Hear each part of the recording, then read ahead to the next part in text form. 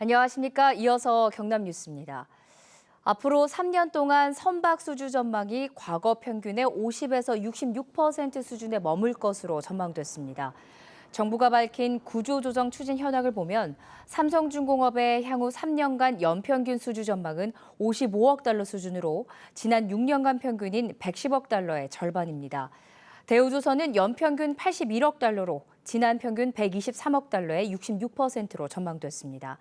삼성중공업과 대우조선은 각각 1조 4천여억 원과 5조 3천여억 원 규모의 자구안을 최근 확정했습니다. STX조선이 법정 관리에 들어가면서 협력업체들의 자금난이 심각합니다. 많게는 수십억 원의 납품 대금을 아직 못 받은 업체도 있는데요. 협력업체 보호 대책이 필요합니다. 오종우 기자입니다. STX조선이 법정 관리에 들어가며 납품 대금 10억 원을 받지 못하고 있는 협력업체입니다.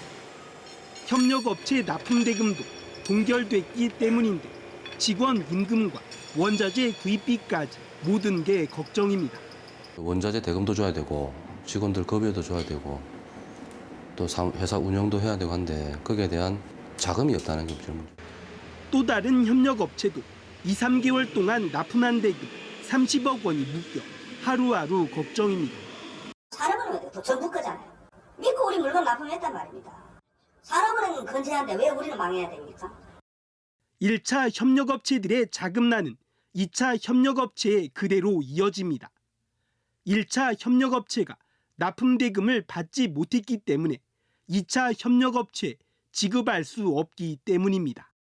지금까지는 그 한 집밖에 없었으니까 그 타격을 어느 정도 커버해 나갈 수가 있지만 예를 들어 그런 업체가 한두 집씩 생기게 된다면은 저 같은 경우에도 사업을 지속적으로 할 수 있을지. STX조선이 협력업체에 지급해야 할 미결제 금액은 수천억 원에 달하는 것으로 알려졌습니다. 협력업체는 조선산업 경쟁력 유지의 핵심 전력.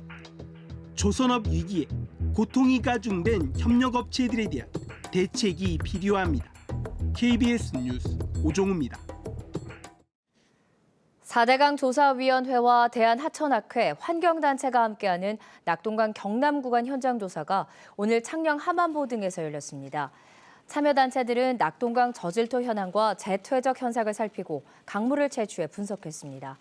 조사위는 4대강 사업 이후 수질 악화에도 정부는 임시 대책만 내놓고 있다면서 20대 국회에 대책 마련을 요청할 계획입니다. NC다이노스가 팀 최다 연승인 9연승을 기록했습니다. NC다이노스는 오늘 인천 문학경기장에서 열린 SK 와이번스와의 경기에서 이호준의 연타석 홈런 등 타자들의 활약으로 7대 6으로 이겨 팀 최다인 9연승을 달성했습니다. NC다이노스는 내일 SK를 상대로 10연승에 도전합니다. 남북 노동자 통일축구대회 경남대회가 오늘 창원 종합운동장에서 열렸습니다. 6.15 공동선언 실천 경남운동본부, 한국노총과 민주노총 경남지역본부로 구성된 경남조직위원회는 남북 노동자들이 만남으로써 남북관계 긴장을 누그러뜨리고 교류 물꼬를 트기 위해 행사를 마련했다고 밝혔습니다. 남북 노동자 통일축구대회는 2007년 창원에서 열린 이후 8년 만에 재개돼 지난해 10월 평양에서 열렸습니다. 김해시청이 내셔널 축구선수권대회에서 준결승에 진출했습니다. 김해시청은 어제 강원도 양구 종합운동장에서 열린 내셔널 축구선수권대회 B조 4차전에서 부산교통공사의 3대1 역전승을 거두고 B조 2위로 4강에 진출했습니다. 지금까지 경남 소식이었습니다.